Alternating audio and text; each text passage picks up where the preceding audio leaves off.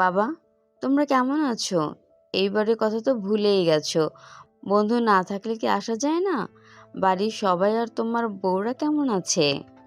সাগর আর আহানও ওনাদের সবাইকে সালাম দিয়ে একটু হেসে বলল, সব ভালো আন্টি, এখন সময় ওঠে না তাই আসা হয় না। মেহজাবিন বেগম বললেন, ঠিক আছে বাবা, তোমরা বসো। আজকে রাতে না খেয়ে বাসা ফেরা যাবে না। আহান বলল। জি আন্টি। সাগর আর আহান প্রান্তিক সাহেব ও সবাইকে সালাম করলো। তারপর বৃষ্টির দিকে তাকিয়ে বলল। ভালো আছো বোন? বৃষ্টি উত্তর দিল। হ্যাঁ ভাইয়া, আপনারা আর ভাবিরা কেমন আছেন? সাগর আহান হ্যাঁ সূচক জবাব দিল। তারপর এদিকে জায়ান 3টে বড় পিৎজা আর এক বক্স চকলেট বৃষ্টির হাতে দিয়ে বলল, তোরা মিলে খা। রোদ কোথায়? ও তো সেই বিকেলে একবার এসেছিল, তারপর আর বেরোয়নি। আম্মু অনেকবার ডেকেছে, অনু গেছিল বলে পড়েছে, একটু পর আসবে। জায়ান বুঝতে পারল মেয়েটা আঘাত পেয়েছে দুপুরের ঘটনায়। তারপর রুহেনা বেগমকে বললেন, মেজমা, রোদকে ডেকে আনো। পিৎজা ঠান্ডা হলে ভালো লাগবে না। ঘাটতার মেয়ে তোমার কথা সারা শুনবে না। একটা সোফায় জায়ন, সাগর, আহান বসেছিল। ওদেরও চা দেওয়া হয়েছে, আর জায়ান চা খায় না তাই তাকে কফি দেওয়া হয়েছে। রুহেনা বেগমের অনেক বকাঝকার পরে তিয়াসা নিচে নেমে এলো। পরনে ডার্ক গ্রিন রঙের ফুল হাতা ঘেরালা রং চুড়িদার, সিল্কি লম্বা হাঁটু সমান চুলগুলো ছোট্ট একটা পাঞ্চ ক্লিপ দিয়ে বাঁধা। ফর্সা হলদে গায়ের রঙে এই সবুজ রংটা যেন একটু বেশিই ফুটে উঠেছে। যাকে দেখে আহান আর সাগরের বুঝতে বাকি রইল না এই সেই মায়াবী সুন্দরী রমণী যে কিনা তার বন্ধুর মনে ঝড় তুলেছে। সে ছোট্টবেলায় তিয়াসাকে দেখেছিল, সে যে এত বড় হয়ে গেছে জানা ছিল না। মনে মনে বলল, মাশাল্লাহ। আহান আর সাগরও একভাবে তাকিয়ে আছে। এই তাকানো দেখে জায়ানের রাগে মাথা গরম হয়ে যাচ্ছে। জায়ান বলে ওঠে, তোরা কি চাস তোদের এক্ষুনি বিদায় করে? এই শুনে সাগরের কাশি উঠে গেল। জায়ানের কথা বুঝে আহানও নজর ফিরিয়ে নিল। একটু পরে রুহনা বেগম তিয়াসাকে বলল, আম্মু, ভাইয়াদের সালাম কর। তিয়াসা এগিয়ে গিয়ে ওদের সালাম করলো।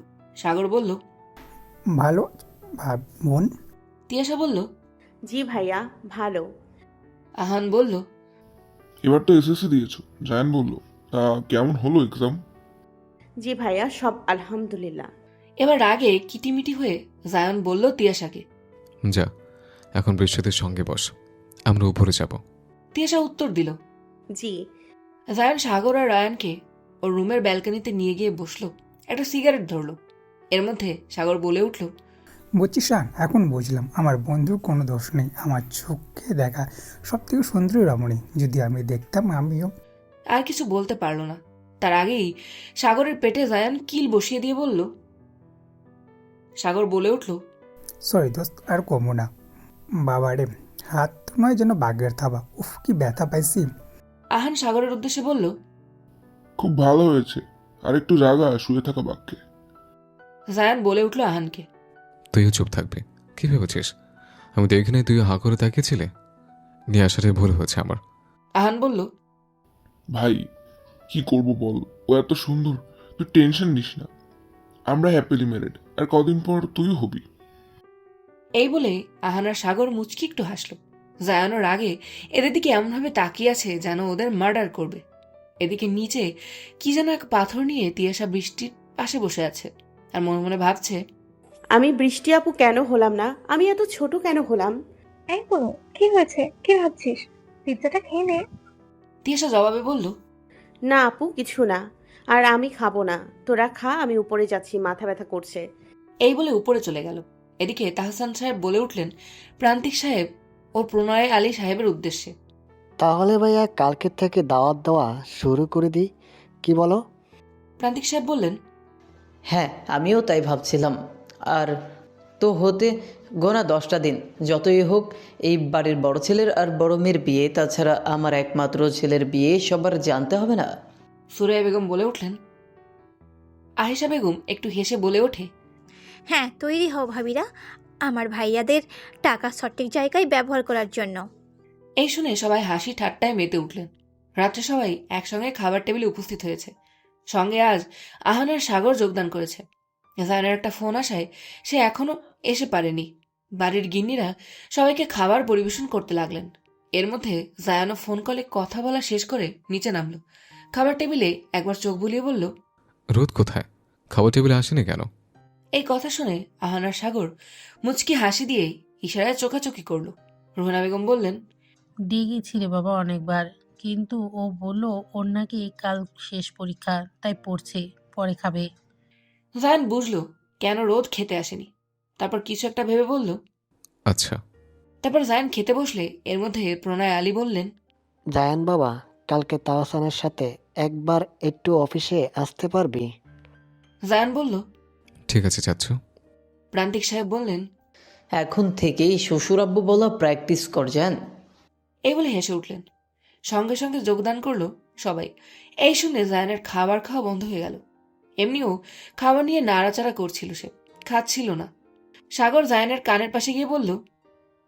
জায়ান রেগে মেগে উঠে গেল।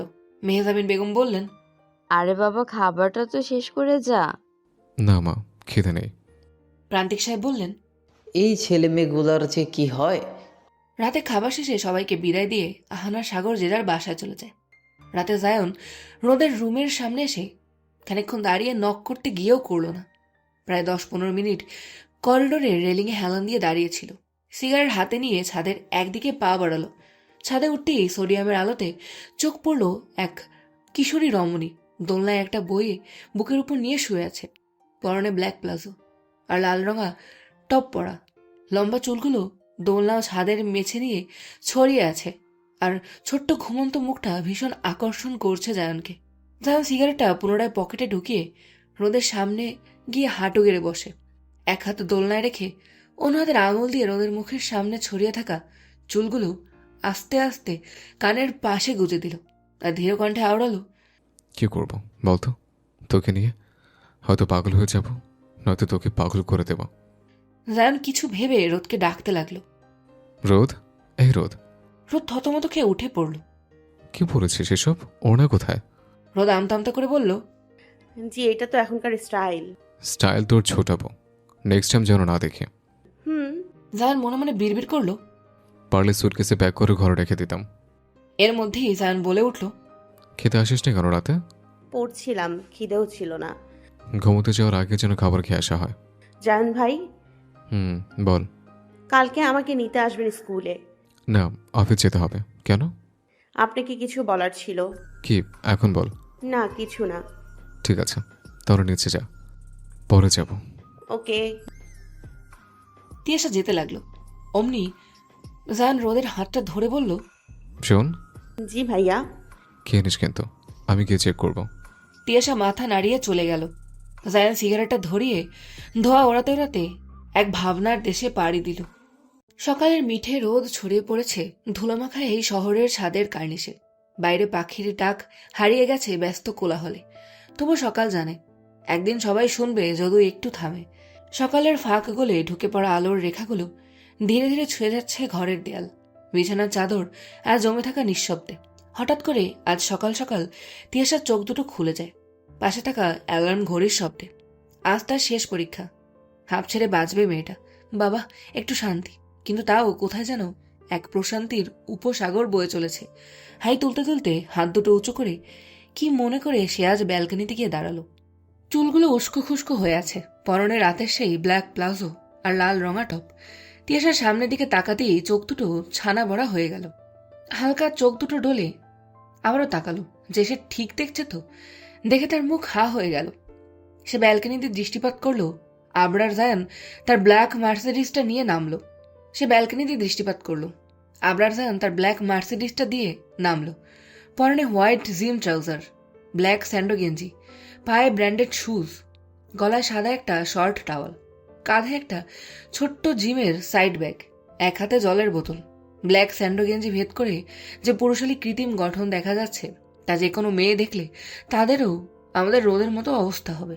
চৌধুরী বাড়ির ব্যাকইয়ার্ড স্পেসে আবার আসার পর অবশ্য একটা ছোট জিম তৈরি করেছে সে নিজের জন্য, কিন্তু কাজ এখনো সম্পূর্ণ হয়নি।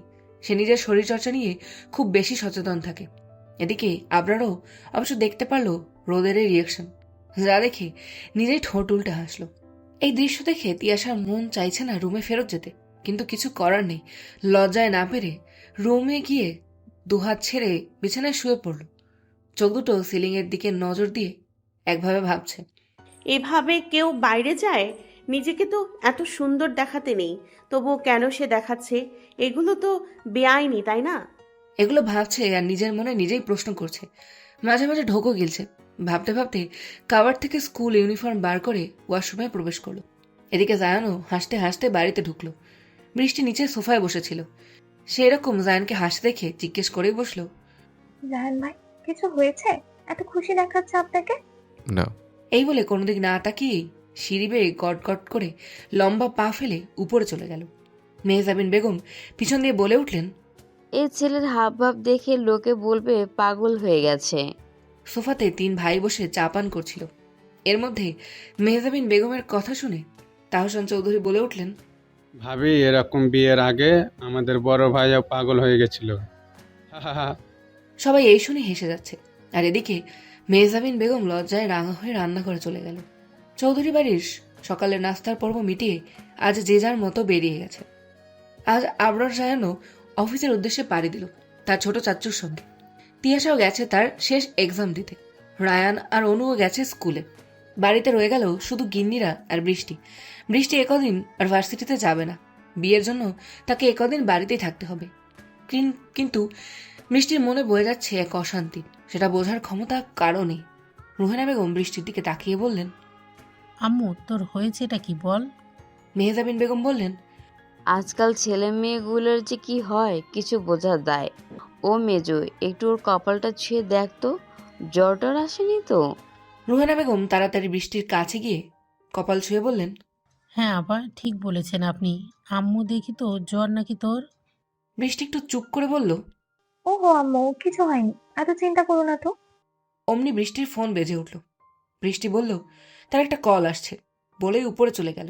রুহেনা বেগম বললেন, এই মেয়েটার যে এত ফোনের মধ্যে কি আল্লাহ জানে। এদিকে তিয়াশা তাদের বাড়ির গাড়ি থেকে নামলো এক্সাম সেন্টারের সামনে। আরোহী আগে থেকে দাঁড়িয়েছিল। তিয়াশাকে দেখেই দৌড়ে গেল। এসে কাজ জড়িয়ে বলল, তো বেবি, এক্সামের প্রিপারেশন কেমন? নাকি ভাইয়াতেই ডুবে রয়েছো? একটু রেগে তিয়াশা জবাব দিল, ভালো। আমি কোথায় ডুইবা নাই, বাজে মাইয়া। সে তো আমায় বলছে আমি যেন তার সামনে না যাই। ডুবটা কোথায় দিব তাহলে? সে দেবে ডুব আমার আপুতে। আরোহী হেসে বলল, হ্যাঁ, তুই যখন জানিস তাইলে নিজে কেন পাগলায় যাচ্ছিস অসভ্য মাইয়া? আর হারামজাদি, কাল কেন আইলি না? তিয়াশা মুখে হাত দিয়ে বলল, কাল এক যা বাঘের থাবা মুখে পড়ছিল, তার আসবো কি? আরোহী ভ্রুকুচকে বলল, কিসের থাবা বেবি? তিয়াশা বলল, কিছু না বেবি, চল এবার। আরোহী বলল, তো বৃষ্টি আপুর বিয়ে তো 10 দিন পর, আমার না হ ছোট দুলা ভাইয়ের সঙ্গে।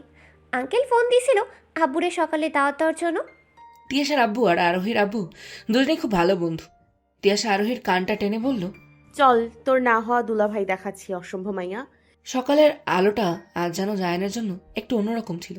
শার্টের হাতাটা গুটিয়ে ঘড়ির দিকে এক ঝলক তাকালো জায়ান। সময় হচ্ছে 9:47। গাড়ির জানলার কাছে নিজের প্রতিচ্ছবি দেখে নিল আর একবার। ছিপছিপে ফিট সাদা শার্ট, ব্ল্যাক ট্রাউজার আর বাঁ হাতের কবজিতে ব্লেজার, চোখে সানগ্লাস আর হাতে রিস্ট ওয়াচ। ব্লেজারটা পরে চৌধুরী গ্রুপ অফ ইন্ডাস্ট্রির গেটের সামনে দাঁড়াতেই দুজন সিকিউরিটি গার্ড দরজা খুলে দিল। সামনে দাঁড়িয়ে আছে আহমদ প্রান্তিক চৌধুরী, প্রণয় আলী ও অফিসের কিছু গণ্যমান্য ব্যক্তি ও কিছু স্টাফরা। তারা সকলেই সম্মানসূচক ভঙ্গিতে বললেন, welcome to our Chowdhury group sir. Abrar Zayan একটু হেসে বলল, থ্যাংক ইউ। লিফটের দরজা খুলতেই সামনে দাঁড়িয়ে ছিলেন শীর্ষ কর্মকর্তারা। সবাই একসঙ্গে হালকা নত হয়ে বললেন, good morning sir, this is your office. Abrar জায়ানও একটু গম্ভীর ভাব নিয়ে বললেন, ওকে। তাহসান চৌধুরী জায়ানের অফিস রুমে এসে বললেন, কিরে, অফিস পছন্দ হলো? জি চাচ্ছু। চল, ঠিক আছে, আলহামদুলিল্লাহ। চাচ্ছু, একটা কথা ছিল। হ্যাঁ বল। আজ প্রথম দিন অফিসে, বলতে একটু অনুশোচনা হচ্ছে। আরে বল না। চাচ্ছু, অ্যাকচুয়ালি আমার একটু ওই 1টা নাগাদ বেরোতে হবে। বাবাকে একটু ম্যানেজ করবে? সে নয়, ঠিক আছে, বলে দেব। খুব কি জরুরি যে তোকে যেতেই হবে? জায়ান থাই গ্লাস দিয়ে বাইরের দৃশ্য দেখতে দেখতে চোখটা বন্ধ করে একটু নিঃশ্বাস ছেড়ে বলল, হ্যাঁ চাচু, খুব জরুরি। তাহসান চৌধুরী আর জায়ান একটু কথাবার্তা বলল। তাহসান চৌধুরী রুম থেকে বিদায় নিলেন। এর মধ্যেই জায়ানের ফোনটা বেজে উঠল। স্ক্রিনে নাম উঠল ইউভি। ফোন রিসিভ করতেই ওদিক থেকে ইউভি বলে উঠল। আসসালামু আলাইকুম ভাই। আবরারও বলল, ওয়ালাইকুম আসসালাম। বল কি খবর? জি ভাই, আলহামদুলিল্লাহ। আজ তো অফিসে প্রথম দিন, কেমন লাগছে? ভালো। কবে ফিরছিস? জি ভাই, কাল। আকাশ কোথায়? জি ভাই, পাশে আছে। শোন, তোকে কিছু বলতে চাই, তুই বাড়ি ফিরলে বলবো। এক্ষুনি বলো ভাই, আমি শুনছি। না, ফোনে বলা যাবে না। ঠিক আছে ভাই, যেটা তোমার সুবিধা মনে হয়। ওকে, রাখ এখন। জি ভাই, বাই। ওদিক দিয়ে কলটা কেটে গেল। এদিকে জায়ানের 4 বন্ধু শুভকামনা জানিয়ে মেসেজ দিল। এক্সাম শেষের পরে 4 বান্ধবী একসঙ্গে বেরোলো। তাদের মুখের হাসি দেখে মনে হচ্ছে যেন এক যুদ্ধ জয় করে এলো।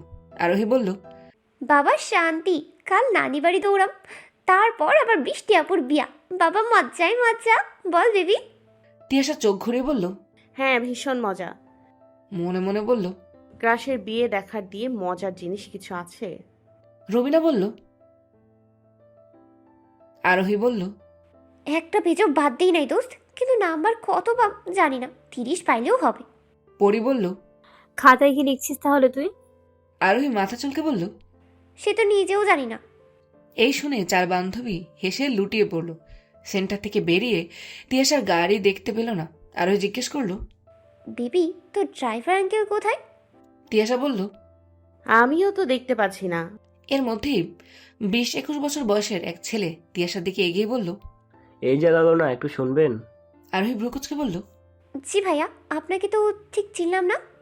ছেলেটা বলল, জি, আপনারা আমাকে চিনবেন না, আমি একটু ওই ললনার সঙ্গে কথা বলতে চাই। ছেলেটা তিয়াশার দিকে তাকিয়ে বলল। তিয়াশা বলল, ভাইয়া আমি তো আপনাকে চিনি না, তাই নামটা বলতে পারবো না। ছেলেটা বলল, তো চিনে নিন। আরোহী বলল, এই জানতো আপনি ছ্যাঁচড়া কোথাকার। আরোহী আর তিয়াশা ঘুরতেই ছেলেটা তিয়াশার হাতটা টেনে একটা চিঠি দিতে যাচ্ছিল। ঠিক তখনই ছেলেটার নাক মুখ জড়িয়ে পড়ল এক ঘুষি। আরোহী আর তিয়াশার পরিস্থিতি মাথায় আসার আগেই সামনে দেখল জায়ান ওর দিকে একেবারে রক্ত রাঙা চোখে দেখিয়ে ছেলেটাকে আবারও মারতে লাগলো। নাক দিয়ে গল গল করে রক্ত বেরিয়ে যাচ্ছে। আশেপাশে এত লোক, জায়ানের তাতে কিছুই যায় আসে না। জায়ান ছেলেটার কলারটা ধরে একটু দূরে নিয়ে গিয়ে দাঁতে দাঁত পিষে বলতে লাগলো, শোরের বাচ্চা, জানিস তুই কার হাত ধরেছিস? কুত্তার বাচ্চা, আমি ওর আশেপাশে কোনো ছেলের ছায়া পছন্দ করবো না, সেখানে তুই হাত ধরেছিস? দেখি তোর কলিজায় কত সাহস। এই বলে আবারও মারতে লাগলো। ছেলেটা বলল, সরি ভাইয়া, আর হবে না, প্লিজ ছেড়ে দিন। এদিকে লোকজনও জড়ো হয়েছে। তখন জায়ান ছেলেটাকে ছেড়ে দিয়ে কানে কানে বলল, জায়ানের কোমরের দিকে ইশারা করে বলল, পুলিশ কমপ্লেন করলে পুরো ফ্যামিলির জানে উড়িয়ে দেব। ছেলেটা ভয়ে জড়সড় হয়ে উঠল। এদিকে আরোহী আর তিয়াশা দুজন দুজনের হাত ধরে ভয়ে গুটিসুটি মেরে রয়েছে। আরোহী বলে উঠল, দোস্ত এইটা কি ছিল? ভয়ে কাঁপতে কাঁপতে তিয়াশা বলল, আমি কি জানি। জায়ানের চোখ রক্তরাঙা হয়ে উঠেছে। ভেতরের আগুনটা যেন শিরাবে উঠে এসে জমেছে তার চোখে। ঠোঁট থমথমে, শার্টের টাইটা লুজ করে হাতাটা গুটিয়ে হিংস্র দৃষ্টিতে এমনভাবে তাকিয়ে তিয়াশার দিকে তেড়ে আসছে যেন এক্ষুনি গিলে ফেলবে। এই দেখে আরোহী বলে উঠল, দোস্ত আজকে তুই শেষ। বলতে বলতেই জায়ান তিয়াশার হাতটা ধরে হ্যাচকা টান দিয়ে আরোহীর দিকে রেগে তাকিয়ে বলল, এখানে দাঁড়িয়ে প্রেম নিবেদন না দেখে নিজের বাড়ি যাও। আরোহী এই শুনে নিজের গাড়ির দিকে দৌড় দিল। রুবিনা আর পরি অনেক আগেই চলে গেছিল। আরোহী তিয়াশার গাড়ি আসেনি দেখে ওর জন্য দাঁড়িয়েছিল। জায়ান তিয়াশার হাত টানতে টানতে গাড়ির দিকে নিয়ে যাচ্ছে। এদিকে তিয়াশার হাত মনে হচ্ছে এক্ষুনি ছিঁড়ে যাবে। ব্যথায় আর না পেরে বলল, জায়ান ভাই প্লিজ ছাড়ুন না, খুব ব্যথা পাচ্ছি তো। জায়ান তিয়াশাকে গাড়ির মধ্যে ছুঁড়ে ফেললো কিছু না বলে। নিজের ড্রাইভিং সিটে গিয়ে বসে সিট বেল্ট বেঁধে তিয়াশার সিট বেল্ট বেঁধে দিল। গাড়ি স্টার্ট করে বেসামালভাবে হাই স্পিডে গাড়ি চালাতে লাগলো। তিয়াশা ভয়ে কেঁদেই যাচ্ছে। বা হাতের মুঠোয় এখনো চিঠিটা রয়েছে। তিয়াশা সেদিকে খেয়াল নেই। ভয়ে জায়ানের দিকে তাকাতেও পারছে না। জায়ানের চোখ দিয়ে যেন আগুন বেরোচ্ছে। তিয়াশা তাও সাহস জুগিয়ে বলল, প্লিজ গাড়ি আসতে চালান, আমি ভয় পাচ্ছি। হুট করেই জায়ানের চোখ তিয়াশার হাতের দিকে পড়েছে। চোখ পড়তেই বাহুর মাংসপেশি সব শিরা উপশিরা জেগে উঠেছে। গাড়িটা ফাঁকা রাস্তার এক সাইডে দাঁড় করিয়ে দাঁতে দাঁত পিষে জল শক্ত করে তিয়াশার ছোট্ট মুখটা এক হাত দিয়ে চেপে বলল, শালা, এক্সাম দিতে এসে প্রেম মারাচ্ছে। কবে থেকে চিনিস বল ছেলেটাকে? তিয়াশা ভয়ে জমে গেছে, কিছু বলতে পারছে না। তিয়াশার হাত দিয়ে চিঠিটা নিয়ে আরো শক্ত করে তিয়াশার মুখটা ধরে বলে, কুত্তার বাচ্চা আবার চিঠি লাগে? এই বল, কবে থেকে চিনিস? তোদের দুটোরই খবর দেব। শালা তুই এই বয়সে প্রেম মারাস? তিয়াশা ভয়ে কিছু বলতেও পারছে না, রীতিমতো কাঁপছে। মনে মনে বলল, হে আল্লাহ, এই বাঘের বাচ্চার মাথা নষ্ট হয়ে গেছে। কি বলে এই লোক? এর মধ্যেই উইন্ডো গ্লাসটা নামিয়ে রোদের হাতটা বাইরে বার করে গাড়িতে থাকা জলের বোতলের ক্যাপটা খুলে যে হাতটা ছেলেটা ধরেছিল সে একটা জোরে জোরে ঘষে ধুতে লাগলো। এদিকে ব্যথায় ছটফট করছে রোদ, চোখ দিয়ে জল পড়ছে। হাতটা ধোয়ার পর উইন্ডো গ্লাসটা আবারও দিয়ে দিল। এরপরও তিয়াশা কিছু বলছে না দেখে জায়নের রাগ আরও বেড়ে গেল। রাগে ঘুষি লাগালো উইন্ডো গ্লাসে। গ্লাসটার সাথে সাথে ভেঙে হাত কেটে রক্ত বেরোতে লাগলো। তিয়াশা এই দেখে জোরে চেঁচিয়ে কেঁদে কেঁদে বলল, আপনার কি মাথা খারাপ হয়ে গেছে জায়ন ভাই? হাত থেকে রক্ত বেরোচ্ছে তো। বলেই তিয়াশা জায়নের হাতটা ধরতে গেল। জায়ন হাতটা ছাড়িয়ে নিয়ে বলল, একদম ছবি না আমায়, সর এখান থেকে। তুই কি বলবি? ছেলেটার সঙ্গে কবে থেকে প্রেম করছিস? এবার তিয়াশা কেঁদে কেঁদে বলল, আমি চিনি না ওকে, আজ প্রথম দেখলাম, বিশ্বাস করুন।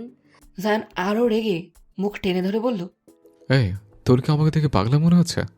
রোদ আর রাকেশ না কিন্তু, তোকে এখানেই পুঁতে ফেলবো। রোদ এবার বলে, জায়ন ভাই আল্লাহর কসম, আমি ওই ছেলেরে আজ প্রথম দেখলাম। জায়নের ভয়ের তো দৃষ্টিটা একটু নরম হয়ে রোদের দিকে ঝুঁকে বলল, তাহলে চিঠিটা হাতে নিয়ে কেন ছিলিস? রোদ কাঁপতে কাঁপতে বলল, আমার খেয়াল ছিল না যে চিঠিটা আমার হাতে ছিল। জায়ন রোদের থেকে সরে এসে সোজা হয়ে চিঠিটা খুলে পড়তে লাগলো। প্রিয় আমার ললনা, জানি না তোমার নাম আমি, কিন্তু তোমার ওই মুখখানি দেখে শুধু একটাই নাম মনে এলো, আমার ললনা। তোমার ওই মুখের হাসি দেখেছি যেদিন আমি প্রথম হারিয়ে গেছি এক সমুদ্রে, তেমন তোমার ওই চোখের পানে তাকালে মনে হয় 1000 বার খুন ওই তোমার ওই দৃষ্টিতে। জানি না আমি দিতে পারবো কি এই চিঠির পাতা, যাতে লিখেছি আমার মনের কথা। ললনা, তোমার পড়েছি প্রেমে, ঘুম উড়েছে শুধু দেখেছি তোমায় স্বপনে। জানি না কখন বলতে পারবো কিনা, এই এখানে ইতি টেনে বললাম, আমার সুদীর্ঘ কেশী ললনা, তোমায় ভালোবাসি। জায়ন এই চিঠি পড়ে বুঝতে পারলো তিয়াশা সত্যি বলেছে। দাঁতে দাঁত পেশে বলল, শুয়োরের বাচ্চা, ভালোবাসা কাকে বলে দেখবো তোকে। কত সাহস আমার কেটে কাটের হাত ধরা, ওকে তো আমি মেরেই ফেলবো। জায়ন আবারও তিয়াশার দিকে ঝুঁকে বলল, জ্যামের জন্য আসতে লেট করেছে, নইলে ওর চিঠিতেও বের করতাম। জায়নের কাছে আসায় তিয়াশা এবার ভয়ের সাথে সাথে এক আসক্তি অনুভব করছে। জায়নের এই বাদামি রঙা চোখের মনি, ঘামে ভেজা সামনের চুলগুলো কপালে ছড়িয়ে আছে। হালকা গোলাপি রঙা তামাটে অধৈর্যরা তিয়াশার এত কাছে। সঙ্গে জায়নের এই গায়ের ঘ্রাণ তিয়াশা খুব টানছে। সে জানে না কিসের এই আবেগ, শুধু জানে এই সব কিছুই তাকে টানছে। তিয়াশাকে পুরো সিটের সঙ্গে চেপে ধরেছে। তিয়াশা অন্যদিকে মুখ ফিরিয়ে গোলাপি অষ্টচুকল কাঁপতে কাঁপতে বলল, ড্রাইভার আঙ্কেল কোথায়? আপনি কেন এসছেন? গাড়িতে এসি ফুল পাওয়ার দেওয়া, তবুও দুজনের মধ্যে জ্বলে উঠেছে ফুটন্ত আগ্নেয়গিরি। জায়ান রোদের এত কাছে আসায় নিজেকে আর সংযত রাখতে পারল না। নিজের বাঁ হাতটা তিয়াশার পেছনে দিয়ে কোমর পেঁচিয়ে ডান হাত দিয়ে তিয়াশার বাঁ পা টেনে নিজের দু পায়ের উপর বসিয়ে দিয়ে আরো কাছে টেনে নিল। এখন জায়ানের সামনে রোদ। এই অবস্থায় রোদের নিঃশ্বাস বন্ধ হয়ে যাচ্ছে। দুহাত জায়ানের কাঁধের উপর। জায়ান তিয়াশার মুখটা আরো কাছে এনে গলায় মুখ গুজে দিয়ে ওর চুলের ঘ্রাণ শুকতে শুকতে বলল, কেন, তুই তো বলেছিলে আজকে আমায় নিতে আসতে, ভুলে গেলে? রোদের শরীর কাঠ হয়ে যাচ্ছে, শরীর অবশ হয়ে আসছে, কিছু বলতে পারছে না। জায়ান তিয়াশার গলায় মুখ ঘষতে ঘষতে বলল, আমি পাগল হয়ে যাবো রোদ, প্লিজ এমন কিছু করিস না যে আমার নিজের মস্তিষ্ক হারিয়ে ফেলে। রোদকে আরো নিজের কাছে চেপে ধরল। তুই অনেক ছোট রোদ, একটু বড় কেন হলি না? জায়ান মনে মনে বলল, তুই আমার কেন হলি না? এবার রোদ আর না পেরে বলল, জায়ান ভাই ছাড়ুন, কি করছেন? জায়ান যেন এই কথায় হুঁশ ফিরল। অমনি এক ঝটকা দিয়ে রোদকে সিটে ফেলে দিল। একবার রোদের দিকে তাকালো না পর্যন্ত। মেয়েটা কোমরে ব্যথায় কুকড়ে গেছে। এদিকে জায়ান গাড়ি স্টার্ট করতে করতে হালকা চোখ বুঝে স্থির কণ্ঠে বলল, ও ফাক ফাক ফাক, হোলি শিট, এটা কি করতে যাচ্ছিলাম, ড্যাম ইট। জায়ানের মার্সিডিসটা বাড়ির লোহার ফটকের সামনে এসে পার্কিং করলো। কিছু না বলেই বেরিয়ে গেল। তিয়াশার দিকে একবার ঘুরে তাকালো না পর্যন্ত। তিয়াশা নিজেই আস্তে আস্তে গাড়ি থেকে নেমে বাড়িতে প্রবেশ করলো। সে একটু কোমরে ব্যথাও পেয়েছে। ড্রয়িং রুমে সোফায় মেহজাবিন বেগম, রুহেনা বেগম, সুরাইয়া বেগম ও বৃষ্টি বসেছিল। বাসায় দরজার কাছে দাঁড়িয়ে কাজ করছিল কাজের বুয়া। তখন বুয়ার নজর পড়ে জায়ান হেঁটে আসছে তার রক্তাক্ত হাতটা নিয়ে। কাজের বুয়া ওই দেখে জোরে চিৎকার করে বলল, ও আফা, এই আও জলদি, দাদা বাবুর হাত থাইকা রক্ত বার হইতেছে। ও আল্লাহ, এহা কি হইয়া গেছে? সবাই হতভম্ব হয়ে বাসার প্রধান দরজার সামনে এসে দেখতে লাগলো কি হয়েছে। দেখতেই মেহজাবিন বেগমের সঙ্গে সঙ্গে সবাই চমকে উঠলেন। মেহজাবিন জায়নের দিকে এগিয়ে কাঁদো কাঁদো সুরে বললেন, কি হয়েছে বাবা? হাতের এরকম অবস্থা কেন? বৃষ্টিও হতবাক হয়ে বলল, জায়ান ভাই বলেন কি হয়েছে হাতে? কোথা থেকে এই আঘাত পেয়েছেন? জায়ান কিছু না বলে পাশ কাটিয়ে চলে গেল উপরে। রোহেনা বেগম বললেন, ও জায়ান বাবা, তুই তো অফিসে গেছিলি, এই সময় বাসায় ফিরে আসলি, অফিসে কিছু হয়েছে? জায়ান তাও কিছু বলল না, না পিছনে ফিরে তাকালো। উপরে যেতেই নিচের সবাই জোরে দরজা বন্ধ করে দেওয়ার আওয়াজ পেল। সুরাইয়া বেগম আর কিছু বলে উঠতে পারলেন না। মেহজাবিন বেগমের নজর আবারও সদর দরজার দিকে পড়তেই দেখল তিয়াশা ভেতরে আসছে। মেহজাবিন বেগম তিয়াশাকে জিজ্ঞেস করে বসল, আম্মু, তুই কি জায়নের লগে এসেছিস? তিয়াশা মাথা নিচু করে বলল, হ্যাঁ বড় আম্মু। রোহেনা বেগম ও তিয়াশাকে দেখে খানিকটা ভ্রু কুঁচকে বললেন, এই মেয়ে, তুই জানিস তোর বড় বাবা হাতে কি হয়েছে? তিয়াশা পড়েছে মহাবিপদে। কি বলবে বুঝতে পারছে না। সে নিজে বাঁচছে না নিজের ব্যথার জ্বালায়, না পারছে কাউকে বলতে যে সে নিজেও কতটা আঘাতপ্রাপ্ত। তিয়াশা একটু ঘাবড়ে গিয়ে বলল, আসলে আম্মু মানে। এদিকে মেহজাবিন বেগম বৃষ্টিকে উদ্দেশ্য করে বলল, বৃষ্টি আম্মু, যা তো ফার্স্ট এইড বক্সখানা নিয়ে উপরে। জি বড় আম্মু, বলি তৎক্ষণাৎ ফার্স্ট এড বক্সটা নিয়ে উপরে চলে গেলাম। রোহেনা বেগম এদিকে নিজের কোমরে হাত দিয়ে তিয়াশার দিকে রাগান্বিত দৃষ্টিতে তাকিয়ে বলে, এই তুই এই কি করছিস? তোকে কিছু জিজ্ঞাসা করছি না? তুই আবার ওর হাতে কিছু করিসনি তো? সুরাইয়া আপা তিয়াশার কাছে এসে বললেন, আপা, কি যে বলো না, ও এমনিতেই দেখছো ভয় ভয়ে আছে। তিয়াশা মনে মনে বিড়বিড় করলো, ওনার জায়ন বাবা লোককে মেরে কুলকিনারা পাচ্ছে না। ওনার জায়ন বাবাকে আবার আমি মারিনি তো। যত সব বাঘের বাচ্চাকে একদিন এমন টাইট দিব সব হিরকি বেরিয়ে যাবে। সুরাইয়া বেগম তিয়াশার মুখের চিবুকটা ছুঁয়ে বলল, তিউ, কি হয়েছে আম্মু জায়ানের সঙ্গে? তিয়াশা বলল, আসলে ছোট আম্মু, ভাইয়া আমাকে সেন্টারে আনতে গিয়েছিলেন। আসার পথে একজনের সঙ্গে ধাক্কা খেয়ে ভাইয়ের হাতটা উইন্ডো গ্লাসে গিয়ে লাগে। গাড়ির গ্লাসে হাতটা লেগে গিয়ে চোট পেয়েছেন। মেহজাবিন বেগম বললেন, হে আল্লাহ, এভাবে কেউ চোট পায়? ছেলে মেয়েগুলো কিভাবে যে চলাফেরা করে, আর ভালো লাগে না বাপু। সুরাইয়া বেগম বললেন তিয়াশাকে, যা তুই ফ্রেশ হয়ে নিচে আয়, খেতে দিব। রায়ু আর অনু আসারও সময় হয়ে আসলো, তাড়াতাড়ি যা। এই শুনে তিয়াশা নিজের রুমের উদ্দেশ্যে চলে গেল। রোহেনা বেগমের যেন তিয়াশার কথাটা বিশ্বাসযোগ্য মনে হলো না। রোহেনা বেগম মেহজাবিন বেগমের কাছে গিয়ে বললেন, আপা, চিন্তা করো না, তুমি বসো এখানে, আমরা খাবারের ব্যবস্থা করছি। এই ছোট, চল, এই যে আফিফার মা, যাও তো বাসনগুলো তাড়াতাড়ি ধুয়ে দাও। জি আপা, আহনি দিতাছি। এই বলে যে যার কাজে চলে গেল। জায়ান এদিকে রুমে প্রবেশ করতেই ডেভিন ব্লেজারটা ছুঁড়ে মারল। তারপর নিজের শরীরটা ডেভিন একটু এলিয়ে দিয়ে কিছুটা একটা ভাবতে ভাবতে হঠাৎ দূর উপরে কোনোই রেখে দু হাত দিয়ে কপাল চেপে ধরে বসে পড়ল। জায়ানের দরজায় কেউ নক করলো, কিন্তু জায়ানের এদিকে কোনো হুঁশ নেই। তারপর আরো 2-3 বার দরজায় নকের আওয়াজ এলো। জায়ান ভাই প্লিজ দরজাটা খুলুন। বৃষ্টির আওয়াজ আসতেই জায়ানের যেন হুঁশ ফিরে আসলো। জায়ান আস্তে করে উঠে ধীর পায়ে দরজাটা খুলে দিল। ভ্রুকুচকে বৃষ্টির দিকে তাকিয়ে দেখলো। কিছু বলবি? বৃষ্টি অবাক হয়ে তাকিয়ে বলল, আরে বাবা, কি বলবো, আপনার হাতটা কতটা কেটে গেছে দেখতে পাচ্ছেন না, রক্ত বের হচ্ছে। চলুন ভেতরে বসুন, আমি হাতটাই পট্টি করে দিই। আমি করে নেব, তুই যা। আরে বাবা, একা একা কি করে করবেন, আসুন বসুন।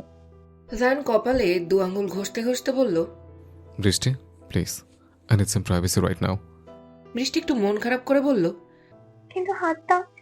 জায়ান একটু নিচু সুরে বলল, I will take care of myself. Just go. বৃষ্টি জায়ানের দিকে আরেকবার ঘুরে বলল, বড় আম্মু তো আমাকে পাঠিয়েছে, এখন যদি আমি আপনার হাতটা ব্যান্ডেজ করে না যাই তাহলে আমাকে আবারও বকবে। আঘাতটাই বা কোথা থেকে লাগলো? জায়ান একটু করুণ সুরে বলল বৃষ্টিকে, বৃষ্টি, প্লিজ, আমি আম্মুর সাথে পরে কথা বলে নেব। বৃষ্টি কিছু একটা ভেবে ফার্স্ট এড বক্সটা রেখে চলে গেল। এর মধ্যে জায়ানের ফোনে অনেক কল এসে যাচ্ছে, কিন্তু জায়ান তার ফোন ছুঁয়েও দেখল না। বৃষ্টি চলে যেতেই জায়ান পুনরায় দরজাটা বন্ধ করে নিজের শরীরে থাকা সেই সকালের অফিসে পরে যাওয়া শার্ট আর ট্রাউজারটা খুলে ছুঁড়ে মারল ফ্লোরে। একটা টাওয়াল কোমরে পেঁচিয়ে ওয়াশরুমে ঢুকে গেল। শাওয়ারের নিচে দাঁড়িয়ে আছে জায়ান, এক হাতে ভেজা চুলগুলো পেছনে ঠেলে দিচ্ছে, আর এক হাত মুঠোয় নিয়ে আশ্রে মাসছে টাইলসের দেয়ালে। ঠান্ডা পানির ধারা তার চুল বেয়ে গাল ছুঁয়ে পড়ছে মেঝেতে, ঠিক দেখতে যেন জমে থাকা সব অনুভবকে ধুয়ে ফেলতে চাইছে। জল আর নীরবতার মাঝখানে তার বুকের গভীরে কোনো কথার হাহাকার করছে, বলা হয়নি, শোনা হয়নি, তবুও থেকে গেছে। জায়ানের বারবার গাড়িতে রোদের সঙ্গে হয়ে যাওয়া ঘটনাটা চোখের সামনে ফ্ল্যাশব্যাক হচ্ছে। চোখটা বন্ধ করে দীর্ঘশ্বাস ফেলে বিড়বিড় করল, I want you so much, my kitty cat. I want to taste you more than I thought. You taste like mine, my little kitty cat. Oh fuck, what should I do with you, kitty? এই বলে পুনরায় হাতটা টাইলসের দেয়ালে আছড়ে মারল। এভাবে কেটে গেল প্রায় ঘন্টাখানেক সময়।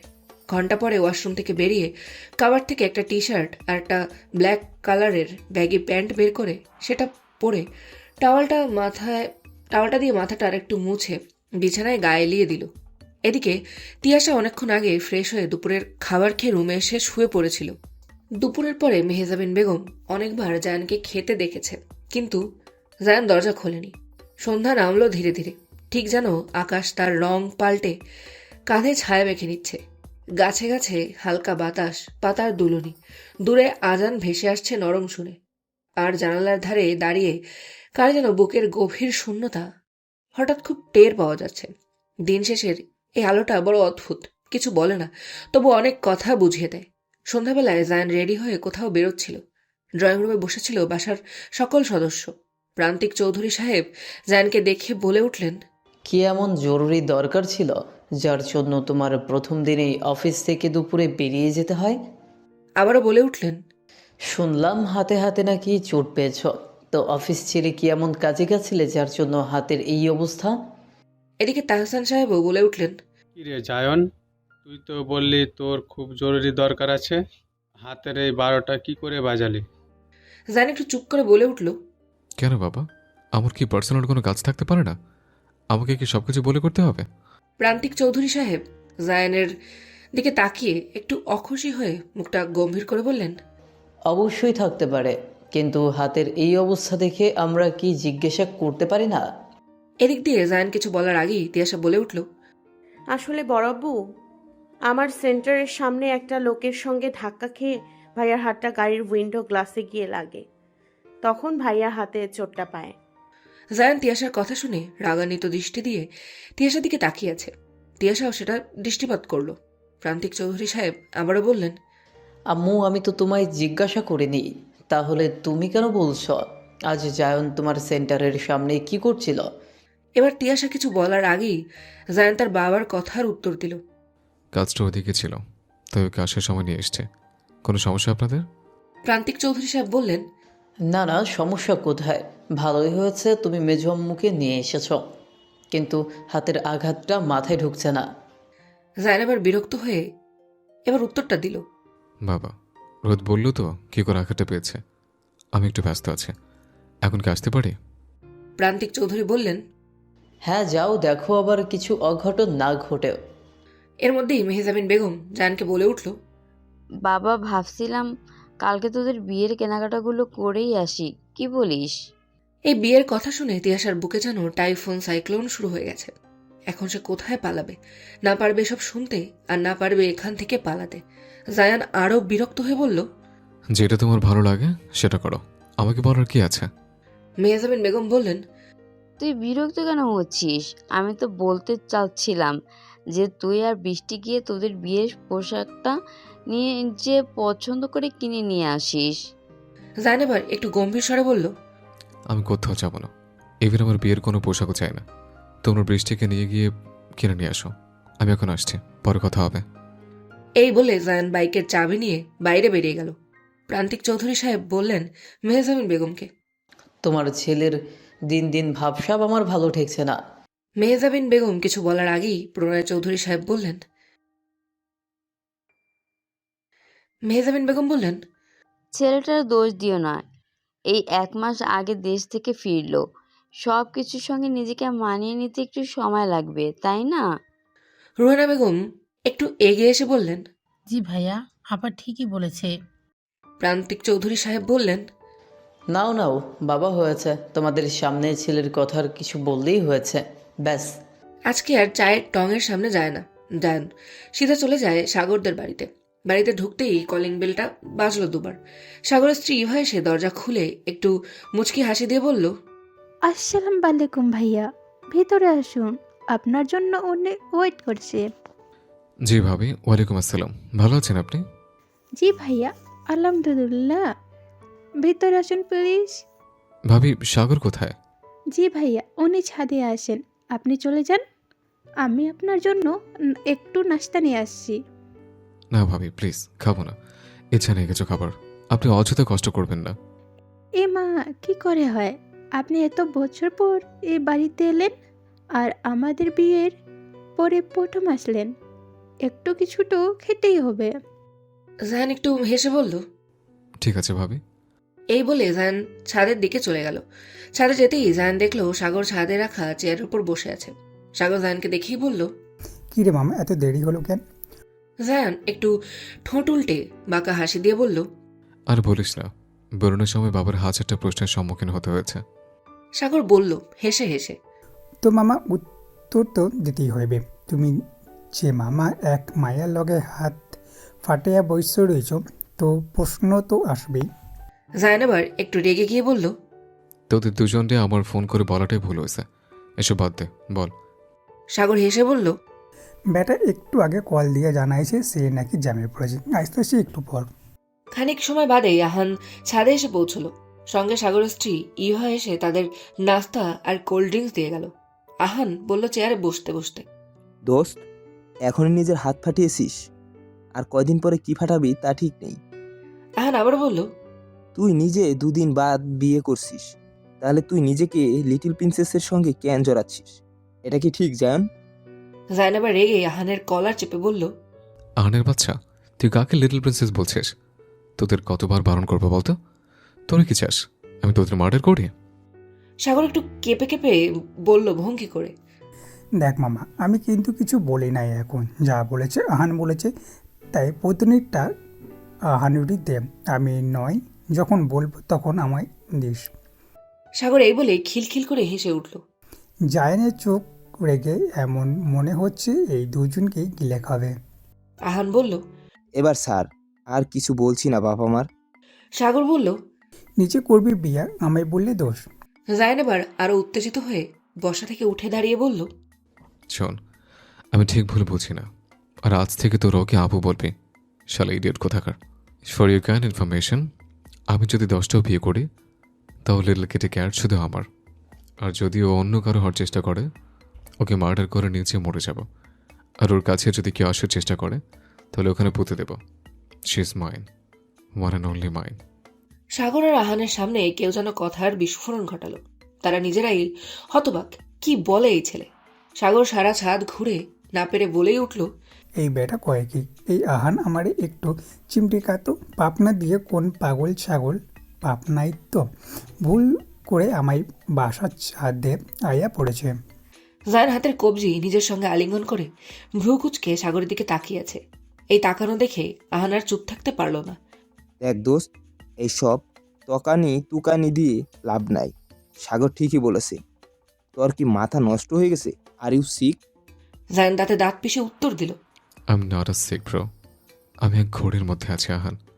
আমি ভেবেছি হয়তো এক ঘোর কাটে উঠতে পারবো, বাট বিশ্বাস কর, ডে বাই ডে আমি এই ঘোরের গভীরে প্রবেশ করছি। আহান বলে উঠল, তাহলে তুই বিয়েটা কেন করছিস? Why Zayan, why? জায়ান দুহাত দিয়ে নিজের মাথার চুল টেনে দাঁত খিচিয়ে উত্তর দিল, মেজমা যদি হার্টের পেশেন্ট না হতো তাহলে এই মুহূর্তে বিয়ে ক্যান্সেল করে দিতাম। যে মুহূর্তে পিছিয়ে আমার মাথা নষ্ট করা শুরু করেছে, বয়স দেখতাম না, সমাজ দেখতাম না, পরিবার দেখতাম না, তখনই তুলে নিয়ে গিয়ে বিয়ে করতাম। এবার সাগর আর আহানও কিছু বলল না। এইভাবে রাতের আধারে সোডিয়ামের আলোতে কেটে গেল 3 বন্ধুর কথোপকথন। তিয়াশা ব্যালকনিতে দাঁড়িয়ে বারবার দুপুরের কথা ভেবে শিউরে উঠছে, আর মনের গভীরে বয়ে চলেছে এক নিঃশব্দ উদাসীনতা, যেন নিঃশব্দে আকাশের তারাদের কাছে নিজের না বলা কথাগুলো রেখে যাচ্ছে। চোখ দুটো স্থির হয়ে তাকিয়ে আছে দূরের দিগন্তে, ঠিক যেন কিছু একটা খুঁজছে, কিন্তু সেটা তার হাতের নাগালের বাইরে। হঠাৎ করে দেখতে দেখতে বাড়ির সেই চঞ্চল মেয়েটাও নিজের কিশোরী অনুভূতির মায়ায় এক কাঠগড়ায় দাঁড়িয়ে আছে।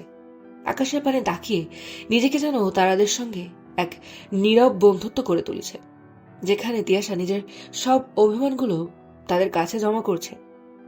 এই যে শুনছো, হ্যাঁ তোমাদেরই বলছি, তোমাদের নতুন সঙ্গী আমি। একটু কথা বলতে এসেছি তোমাদের সঙ্গে, আমার মন খারাপ নিয়ে আর কিছু না বলা কথা নিয়ে।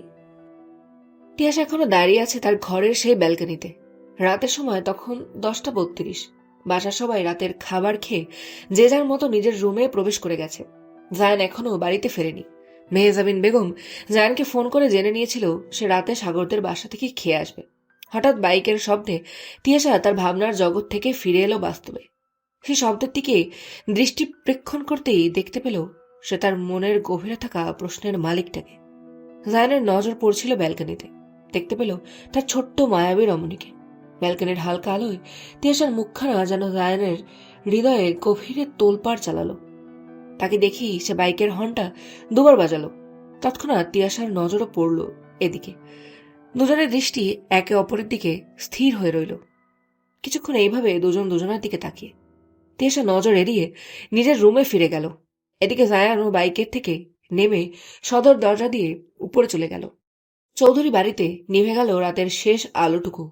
পাড়ি দিল সব ঘুমের দেশে। কেউ জেগে আছে তার নিজ ভাবনায়, কেউ ডুবে গেছে তার স্বপ্নের দুনিয়ায়। রাত ঘনিয়ে সকাল নেমে এলো। নিঠে আলোর আভা ছড়িয়ে পড়ল থাই গ্লাস ভেদ করে জায়ানের রুমে। চোখ মেলে নিজের ফোনটা চেক করে দেখলো ইউভির মিসড কল ভেসে আসছে। জায়ান কল ব্যাক করলো। রিং হচ্ছে। কলটা রিসিভ হতেই ইউভি ওপাশ থেকে বলল, ভাইয়া কতবার কল দিলাম, কোথায় ছিলে? জায়ানের ঘুমের রেশ এখনো কাটেনি। জায়ান ধীমা গলায় উত্তর দিল, ঘুমোচ্ছিলাম, ফোন সাইলেন্ট ছিল তাই টের পাইনি। ইউভি চমকে উত্তর দিল, কি বলো ভাইয়া, তুমি এত বেলা পর্যন্ত ঘুমাচ্ছ? ইউভির কথায় জায়ান একটু নড়ে চড়ে বসলো। তারপর নিজের দৃষ্টি দেয়াল ঘড়ির দিকে দিতেই দেখলো সময় 10:15। আসলে তার ভাবনার জগৎ থেকে বেরিয়ে সে অনেক দেরি করে ঘুমিয়েছে, ভোরের কাছাকাছি। সেটা তার খেয়ালই নেই। জায়ান ইউভির কথায় উত্তর দিতে বলল, শরীরটা ভালো না তাই বেলা হয়ে গেছে। ইউভি তারপরে বলল, এই জন্যই তো তোমাকে কল দিচ্ছিলাম। আম্মু বলল তুমি নাকি হাতে খুব চোট পেয়েছো। কি করে চোট পেলে আমাকে সত্যি করে বলবে কিন্তু ভাইয়া। আম্মু আমাকে বলেছে তোমার নাকি উইন্ডো গ্লাসে হাত লেগে হাতটা ব্যথা পেয়েছো, কিন্তু আমার এই কথা বিশ্বাসযোগ্য মনে হচ্ছে না। জায়ান বিছানায় বসে পা দুলিয়ে মাথা নিচু করে একটু ভেবে বলল, সব জানতে পারবি, বাড়িতে আয়। এদিকে ইউভিও বলল, ও ভাইয়া বেরিয়ে গেছে, আর 3-4 ঘন্টা লাগবে। হাতের ব্যথা কেমন আছে সেটা বলো। জায়ান বলল, তেমন কিছু না, মাইনর একটা চোট, অত টেনশন করিস না, সাবধানে বাসায় ফিরিস। ইউভি বলল, জি ভাইয়া। ভাইয়া একটা কথা ছিল। জায়ান বলল, বল। ইউভি বলল, আমার হৃদয় পাখিটাকে 2 দিন দেখি না, না কাউকে জিজ্ঞেস করতে পারছি না কেমন আছে গো। জায়ান মুচকি এসে বলল, বাড়ি তো আসছিস, নিজে দেখে নিস। ইউভি বলল, ও হ্যাঁ, আমি তো ভুলেই গেছিলাম, আমি বাড়ি যাচ্ছি। আমি একটা ইডিয়েট। জায়ান আর একটু হেসে বলল, সেটা সবাই জানে। আচ্ছা ইউভি শোন। হ্যাঁ ভাইয়া বলো। বিচ্ছেদের মায়া বড়ই কঠিন, তাই না রে? হ্যাঁ ভাইয়া, আমি তো সে জ্বালায় জ্বলে মরছি। জায়ান একটা দীর্ঘশ্বাস ফেলে হাতে একটা সিগারেট নিয়ে ব্যালকনিতে গিয়ে সিগারেটে টান দিয়ে ইউভিকে উত্তর দিল, শুধু তুই না, এ জ্বালা এখন আমিও জ্বলছে। ইউভি কিছু না বুঝে জবাব দিল, এই টিউ ওঠ, আরোহী কল দিয়েছে। এই মেয়েটা না কি যে ঘুমাতে পারে। আরে এই কুম্ভকর্ণ, উঠতে পারছিস না? তিয়াশা কমফোর্টারটা নিয়ে মোড়ামুড়ি করছে। এই দেখে বৃষ্টি এবার একটু রেগে গেল। এবার চেঁচিয়ে উঠল, এই কুম্ভকর্ণের ফিমেল ভার্সন, ওঠ না। এবার একটু নড়েচড়ে উঠল তিয়াশা। চোখ ডলতে ডলতে বলল, কি হয়েছে আপু, এই সকাল সকাল এত চেঁচাচ্ছিস কেন? বৃষ্টি এক হাত কোমরে দিয়ে নাকটা ফুলিয়ে ফোনটা তিয়াশার দিকে বাড়িয়ে দিয়ে বলল, আরোহী কল দিয়েছে তোকে, আর এখন সকাল সকাল ঘড়িতে তাকিয়ে দেয় 10:30 বাজে। কিরে ফোনটা ধর। ও এত বেজে গেছে আপু, দুষ্টুমি হাসি দিয়ে আমি তো টের পাইনি। বৃষ্টি নাকটা আর একটু ফুলিয়ে নিজের বোনের কর্মকাণ্ড দেখে অবাক হচ্ছে। হাই ছাড়তে ছাড়তে তিয়াশা বৃষ্টির হাত থেকে ফোনটা নিয়ে কানে ধরে বলল, বলো বেবি। বৃষ্টি ফোনটা দিয়েই রুম থেকে চলে গেল। এই হারামজাদি, কয়টা বাজে? তুই এখনো ঘুমাচ্ছিস? আরে বেবি, রাগ করছিস কেন? ওই রাতে একটু তোর না হওয়া দুলাভাইরে নিয়ে ভাবের দুনিয়ায় ছিলাম। হুম, বুঝলাম। বেবি আমার প্রেমের দুনিয়ায় ছিল। এই অসভ্য মাইয়া, চুপ। তো তুই আমাকে ফোন করছিস কি ব্যাপার? তাও আবার আপার ফোনে। আরোহী একটু ভাবুক হয়ে কাঁদো কাঁদো সুরে বলল, আরে দোস্ত, কোষটা কাল যে ইন্টারেস্ট নিয়ে নানুর বাসায় বিকালে চলে আসছি, সেই ইন্টারেস্টের ঠেলায় আমরা এখন ঢাকা ফিরে যাইতে ইচ্ছা করতেছে। তিয়াসা একটু মজার সুরে বলে উঠল, ওফো, কি হয়েছে আমার বেবিটার? দোস্ত, আমি তো দেবদাসী হয়ে গেছি। কেন রে, কি হয়েছে সেটা বল না, শুধু শুধু ঢং করিস।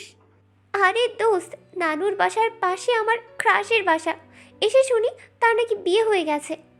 এই বলে আরোহী ভ্যা ভ্যা করে উঠল। তিয়াসা একটু মাথা চুলকে বলল, বেবি, তোর কয়টা ক্রাশ? সেদিনও তো স্কুলের সামনে পটলার দোকানে দাঁড়িয়ে থাকা একটা ছেলেকে দেখে বললি দোস্ত ক্রাশ খাইছে।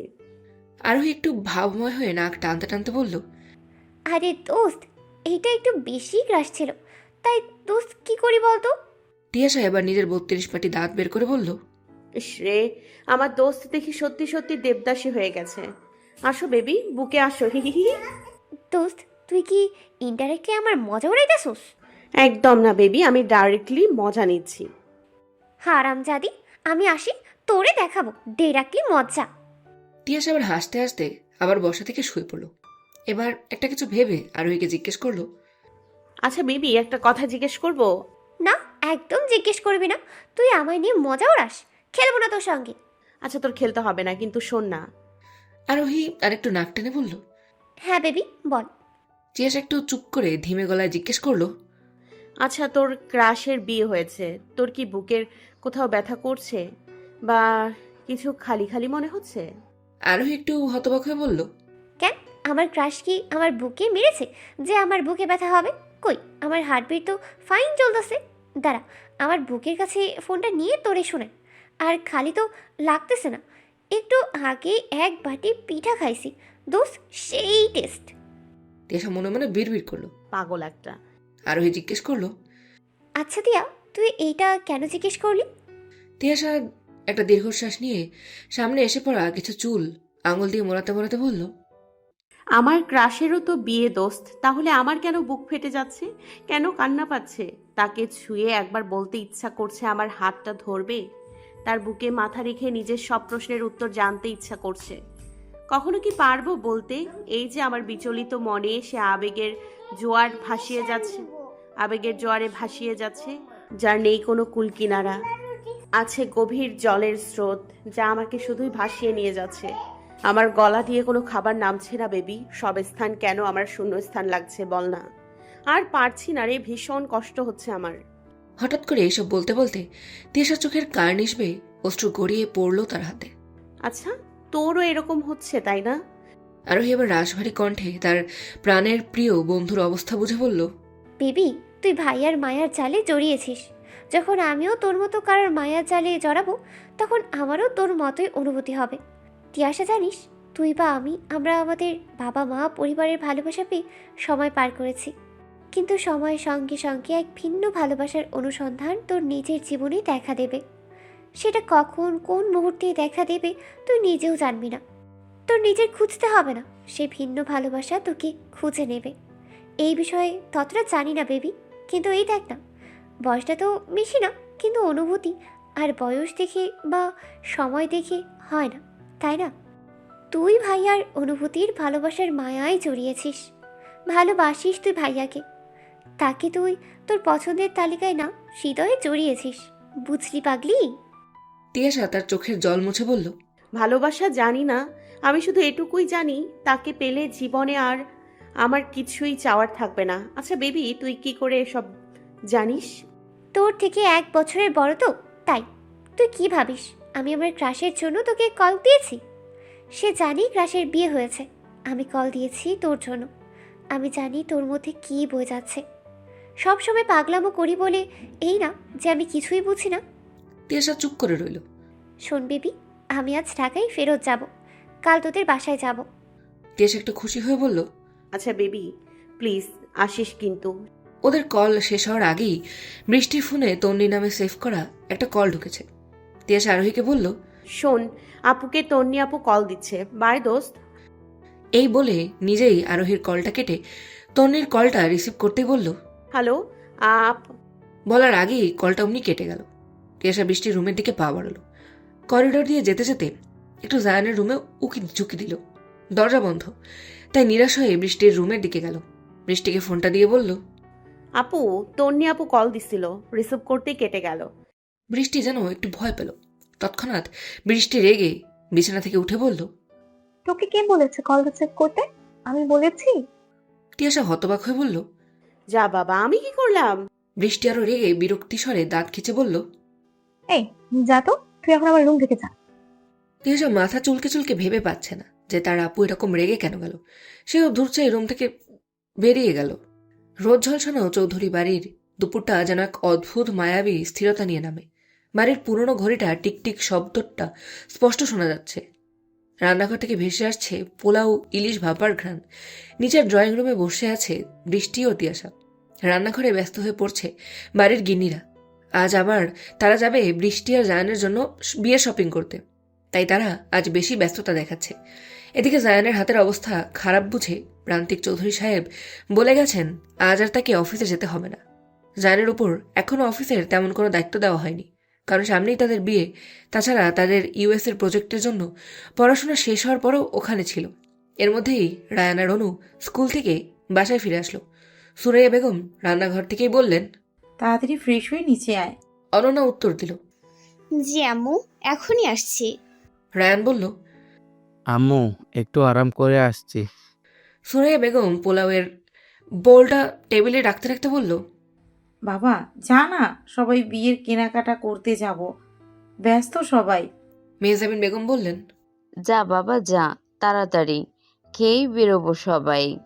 রায়ান লাফ দিয়ে উঠে বলল, জি বড় আম্মু, এক্ষুনি আসছি। রায়ান চলে যেতেই রুহানা বেগম হেসে বলল, দেখলি ছোট, তোর কথায় কানও দিল না, আর আপা বলায় বাপ আমাদের এক দৌড়ে লাফিয়ে চলে গেল। সুরাইয়া বেগম বললেন, তাই তো বলি, মেজো আপার সব কটা ছেলে মেয়ে বড় আপার প্রাণপ্রিয়। মেহজাবিন বেগম একটু মজার সুরে বললেন, তোদের কি হিংসা হয় বাবারে? ও আল্লাহ, দেখ আমার বোনগুলো আমায় হিংসা করে। এই হাসি ঠাট্টার মধ্যে জায়ান নিচে এসে ডাইনিং টেবিলের চেয়ারটা টেনে বলল, মেজমা, খাবার হয়েছে? এবার মেহজাবিন বেগম বললেন আস্তে আস্তে, এই দেখ ছোট, আমার এই ছেলে আবার তার মেজো মা এর প্রাণ প্রিয়, দেখবি এবার মেজোর দৌড়াদৌড়ি। রুহানা বেগম বললেন, হ্যাঁ বাবা, বস বস, এক্ষুনি দিচ্ছি। ওই ছোট রায়তাটা টেবিলে এনে রাখ। ইস, আমার ছেলেটার খিদে পেয়েছে। এদিকে মেহজাবিন বেগম আর সুরাইয়া বেগম মুচকে মুচকে হাসছে। সুরাইয়া বেগম বললেন, জি আপু, এক্ষুনি রাখছি। জায়ানের নিচে নামা দেখেই তিয়াশার হৃদস্পন্দন বাড়তে শুরু করলো তার শখের পুরুষটাকে দেখতেই। এক বাড়িতে থাকা সত্ত্বেও তাদের দেখা সাক্ষাৎ তেমন হয় না। জায়ান দেশে ফিরেছে আজ প্রায় 1.5 মাসের বেশি। এর মধ্যে বদলে গেছে কত চাওয়া পাওয়া, কত অনুভূতি। জায়ানের পরনে ছিল অফ হোয়াইট ব্যাগি ট্রাউজার আর লাল রঙা টি শার্ট, চুলগুলো হালকা ভেজা। এই ভেজা চুলের পানির বিন্দু পরিণত হচ্ছে তিয়াশার মনের এক গভীর সমুদ্র। আর এই লাল রং পরিহিত তার শখের পুরুষ যেন আজ অন্যরকম করে রাঙিয়ে যাচ্ছে তার মনে। মনে মনে বলল, মানুষ এত সুন্দর হয়। তিয়াশার চোখে যেন ঘোর লেগে আসছে। এই চাউনি নজর এড়াতে পারেনি জায়ানের দৃষ্টিকেও। সেও তার লিটল কিটিক্যাটকে আর চোখে দেখছিল। তিয়াশাকে ঘোর থেকে বের করার জন্য জায়ান একটু জোরেই কাশি দিয়ে উঠল। অমনি তিয়াশা নড়ে চড়ে বসল, মনে মনে বিড়বিড় করলো, কি ছাত্রা আমি। এদিকে বৃষ্টি টিভি দেখিয়ে যাচ্ছে, এদিকে ওর কোনো হেলদোল নেই। তিয়াশা আবার এক ভাবনার দেশে গিয়ে বলল, এই আপু। বৃষ্টি টিভির দিকে তাকিয়ে রিমোট দিয়ে চ্যানেল চেঞ্জ করতে করতে বলল, বল। জায়ানের দিকে তাকিয়ে তিয়াশা তার কোলে রাখা কুশনটার উপরে নখ দিয়ে একটা সুতো টানতে টানতে বলল, তোর জামাইটা কি সুন্দর রে। বৃষ্টি কি বুঝলো কে জানে, চোখ তো আর টিভির দিকেই। এখন সে বলে উঠল, মানে? তিয়াশার নজর এখনো জায়ানের দিকে। সে উত্তর দিল, মানে তোর জামাই, মানে জায়ন ভাই। বৃষ্টি এবার একটু হেসে মজা করে বলল, তাহলে তুই রেখে দে। তিয়াশা বলল মনে মনে, দিয়ে দে না, খুব যত্নে রাখবো তাকে আমার মনে। হঠাৎ করেই সূর্যি মামা ঢেকে গেছে কালো মেঘের আড়ালে। বইছে বাতাস তার মাদলের তালে তালে। হাঁসপাশানি নিস্তব্ধ দুপুর ভরিয়ে দিচ্ছে গাছেদের দোলনীয় ঠান্ডা হাওয়ায়। ভেজা গরম থেকে শান্ত হবে এই ব্যস্ত শহরের ব্যস্ত মানুষের দোয়ায়। দুপুরে খাবারের পর্ব শেষ করে বৃষ্টি একটা আমসত্ত্বের বয়াম নিয়ে সোফায় বসেছিল। সেখানেই ভাগ বসিয়েছে আমাদের অনন্যা, রায়ান এবং তিয়াসাও। বাড়ির গিন্নিরা রান্নাঘরের পর্ব মিটিয়ে যে যার রুমে গেছে শপিংয়ে যাওয়ার জন্য তৈরি হতে। হাতে সময় কম, তাই এই মেঘলা বাদলেই তারা কেনাকাটা করতে যাবে। তাছাড়াও কথায় আছে না, বৃষ্টি বাদলেও মেয়েদের কেনাকাটা কেউ আটকাতে পারে না। সেটা আজও প্রমাণ করে দিলেন চৌধুরী বাড়ির গিন্নিরা। জায়ান দুপুরের খাবার খেয়ে আবারও নিজের রুমেই ফিরে গেছে। অবশ্য খাবার খাওয়ার সময় মেহজাবিন বেগম অনেকবার জায়ানকে বলেছিল তাদের সঙ্গে যাওয়ার জন্য, কিন্তু এই ঘাটতারা বেটা একবার যখন বলেছে সে যাবে না, তার মানে সে যাবেই না। কিন্তু তাও একবার মেহজাবিন বেগম তার শেষ চেষ্টা করলেন, তাও কোনো কাজ হলো না। হঠাৎ সদর দরজার কলিং বেল বাজতেই অনু উঠে গিয়ে দরজাটা খুলতে গেল আর মনে মনে বলল, এই মেঘলা বাদলে আবার কে আসলো বাবারে। অননা দরজা খুলতেই দেখল সামনে ইউভি আর আকাশ দাঁড়ানো। অনু তাদের দেখে বলে উঠল, ও ভাইয়া আপনারা, আমি ভাবলা। সম্পূর্ণ কথা বলতে পারল না, তার আগেই আকাশ বলে উঠল, সামনে দিয়ে শর্ত, বেশি বক বক করিস না। তুই কি ভাবলি না ভাবলি পরে দেখা যাবে। অনু কোমরে হাত দিয়ে ভ্রুকুচকে রেগে আকাশের দিকে তাকিয়ে বলল, এত বড় দরজার সাইডে দিয়ে যেতে পারছো না, যত সব। আকাশ বলে উঠল একটু হেসে, পুরো দরজাটা তো তুই আটকে রেখেছিস, যাব কি করে? একটু খাওয়া দাওয়া কমাতে তো পারিস। পুরো দরজা জুড়েই তো তুই দাঁড়ানো। অনু আরেকটু রেগে বলে উঠল, তুমি কি কোনোভাবে আমাকে মোটা বললে? তোমার কি আমাকে দেখে মোটা মনে হচ্ছে? তুমি চোখের ডাক্তার দেখাও ভাইয়া। আকাশ আর কিছু বলল না, মুখটা ভেঙিয়ে চলে গেল।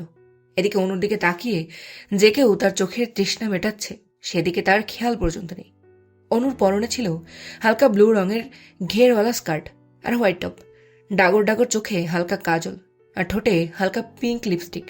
লম্বা কোমর পর্যন্ত চুলগুলো দুপাশে বেনি করে সামনে রাখা।